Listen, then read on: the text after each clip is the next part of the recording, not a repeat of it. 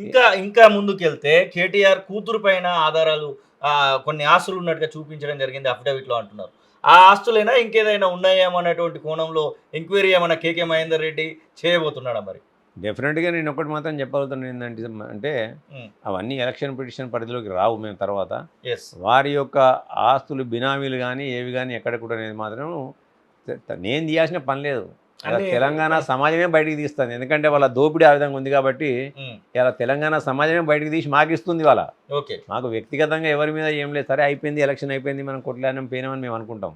కానీ ఎవరైతే దోపిడీకి గురైనరో వీళ్ళ ద్వారా, వీరి యొక్క పరిపాలనా విధానంలో ఎవరైతే నష్టపోయినరో, ఆ నష్టపోయిన వాళ్ళు చాలామంది వారు చేసిన అకృత్యాల గురించి బయట పెట్టడానికి ఎందుకంటే ఇలా అవకాశం దొరికింది. మొన్న వరకు కూడా అణిచివేయబడ్డారు వాళ్ళు. ఓకే.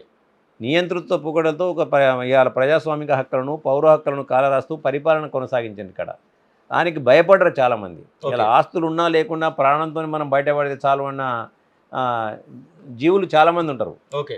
ఆ క్రమంలో జీవనాన్ని కొనసాగించిన వాళ్ళు వాళ్ళందరూ కూడా వారు మాకు ఈ విధంగా అన్యాయం జరిగింది. ఇగ మా ఆస్తులే వీళ్ళు కొనుక్కున్నారు. హ్మ్. మా ఆస్తికి ఇట్లా కాజేసిండ్రు వీళ్ళు.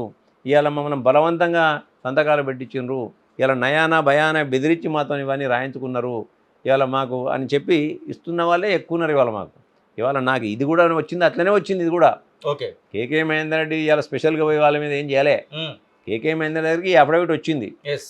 ఈ ఈ డాక్యుమెంట్లు వచ్చినాయి. హ్మ్. ఈ డాక్యుమెంట్లు వచ్చినాయి కాబట్టి ఆ అవకాశం ఉంది కాబట్టి మీరు నేను వేసిన. ఎంక్వైరీ తీసుకొని ఖచ్చితంగా నాకు దీనిపైన వివరణ కావాలని చెప్పేసి చెప్తా నేను ఉన్నారు. చెప్తున్నాను అంతే. రాజకీయంగా నన్ను ఎదుర్కోలేకనే మహేందర్ రెడ్డి ఇలాంటి ఆరోపణలు చేస్తున్నారని చెప్పేసి బీఆర్ఎస్ పార్టీ వర్కింగ్ ప్రెసిడెంట్ మీరు ఎవరిపైన అయితే ఆరోపణ చేస్తున్నారో అతనే మాట్లాడుతా ఉన్నారు. అది ఆయన రాజకీయ హ్మ్. అజ్ఞానానికి నిదర్శనం అని చెప్పక తప్పదు ఇలా.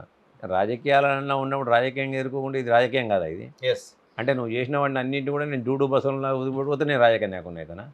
చట్టం నాకు ఏదైతే కల్పించిందో నువ్వు చట్టాన్ని నువ్వు దుర్వినియోగం చేసినావు కాబట్టి, చట్టానికి లోబడి నువ్వు చేయలేదు కాబట్టి, అవన్నీ కూడా వేలేసి తిప్పుతున్నావు. వేలేసి తిప్పితే రాజకీయంగా ఉంటావు. అంటే నువ్వు ఏది చేసుకుంటే అది పోతే నేను డూడు బసవలు అంటే రాజకీయంగా ఎదుర్కొన్నట్టు అవుతుందా?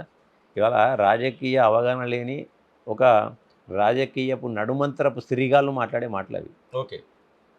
నేను మళ్ళీ మాట్లాడుతున్నది. హ్మ్. రాజకీయ నడుమంతరపు సిరిగాళ్ళు మాట్లాడే మాటలు ఇవాళ. హ్మ్. నడుమంతరం సిరి అని అంటాం మనం. యెస్. మధ్యలో వచ్చేసింది. మధ్యలో వచ్చే సిరి. ఇట్లనే వీళ్ళు కూడా రాజకీయ సిరి వచ్చింది మన నడుమంతరంగా. ఓకే. ఇవాళ ఏదో అయ్య ఉన్నాడని చెప్పి అయ్యసాటు బిడ్డవు నువ్వు ఇవాళ. లేకుంటే నువ్వు ఇవాళ ఏం చేసినావని చెప్పి ఉద్యోగంలో నీ పాత్ర ఏంది? నీ యాత్ర ఏంది? యెస్. పాత్ర లేదు, యాత్ర లేదు. కేసీఆర్ కొడుకు కాకుండా నువ్వు కోన్కిస్క కానివి. హ్మ్. కేసీఆర్ కొడుకు కాకపోతే తెలంగాణ ఉద్యమంలో నువ్వు కానీ మీ చెల్లె కానీ అందరూ కూడా కోన్కిస్క కాలే. మిమ్మల్ని అడిగినోడెవడు? నువ్వు చేసిన త్యాగం ఏంది? అయ్యసాడు బిడ్డగా పెట్టుకున్నావు కాబట్టి కేటీఆర్ కొడుకు వచ్చాను, కేసీఆర్ కొడుకు వచ్చాను చెప్పి అందరూ రాజకీయంగా చాలామంది గురి ఉంటుంది కాబట్టి వాళ్ళందరూ నిన్ను పెంచి పెద్ద చేసారు తప్ప నీకున్న ప్లస్ ఏంది? ఇలా మేమున్నాం ఇలా నాతో పాటు చాలామంది ఉన్నారు ఇలా. యెస్. తెలంగాణ ఉద్యమంలో మేమందరం కూడా నిద్రాహారాలు మాని మా వృత్తులు మానుకొని తెలంగాణ ప్రజలను జాగృతపరచడంలో మా పాత్ర ఉంది అందులో.